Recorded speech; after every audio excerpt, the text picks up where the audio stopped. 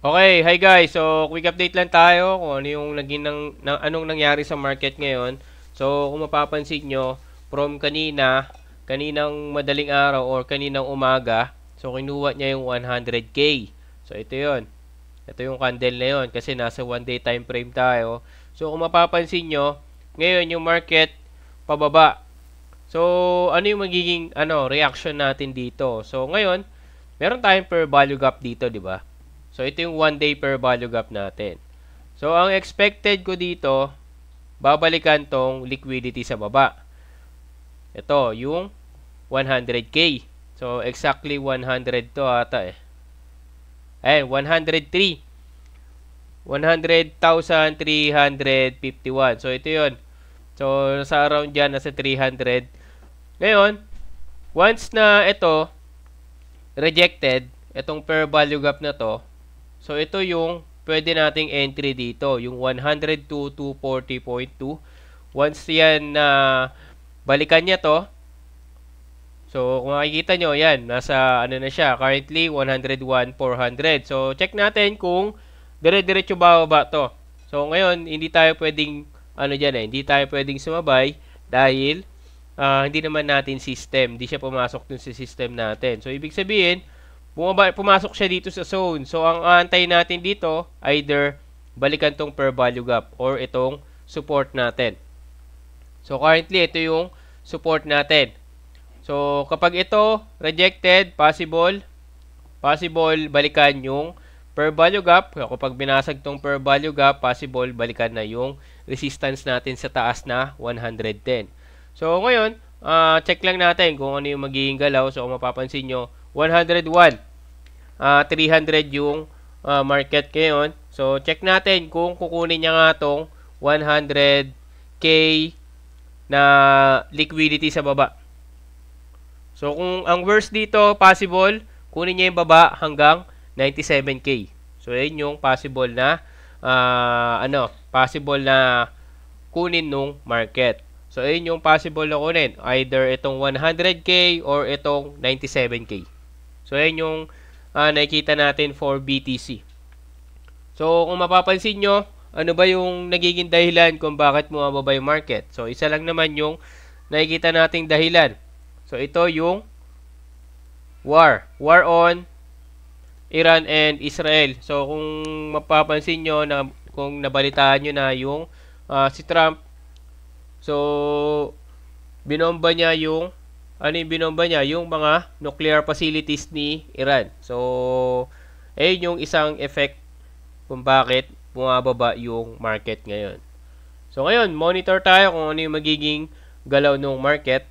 Pero, kung mangyayaring dire-diretso yung tension dun sa war, possible, dire-diretso baba to.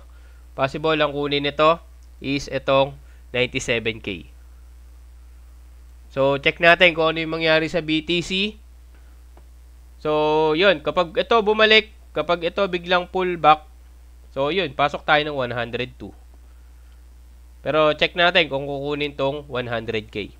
So, for ETH, so, kung mapapansin nyo, ETH, yun.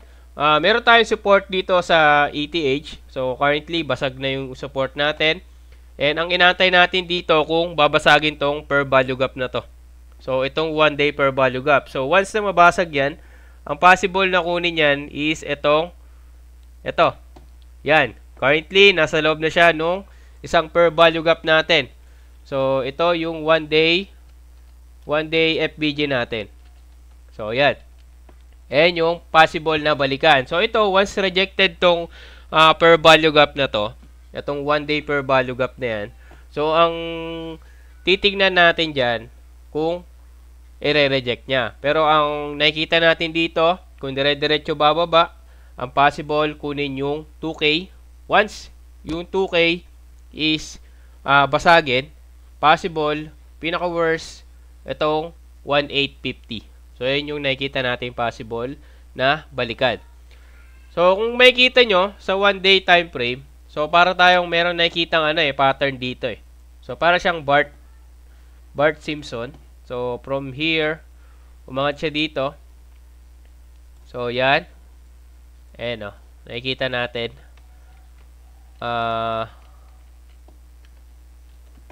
So, wait lang. Ulitin natin.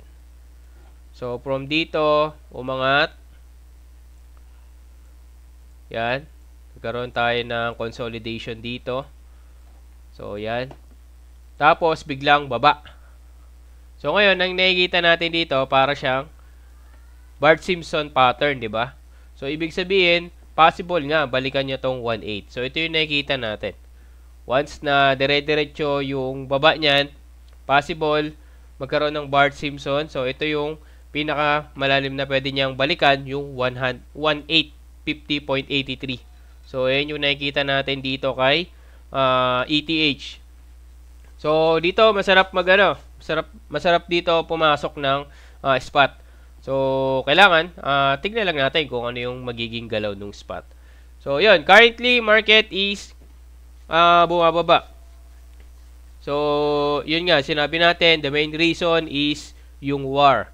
So, check natin kung ano yung possible na mangyari sa market. So, yun lang, quick update lang tayo sa BTC and ETH. So, monitor natin kung ano yung magiging news doon sa war. So, sana naman, wag matuloy kasi ang possible na maging effect nun is malaki din kahit sa atin. So, di ba, kapag may gera, tataas yung fuel. So, kung parang ano lang yan yung dun sa Ukraine tsaka sa Russia.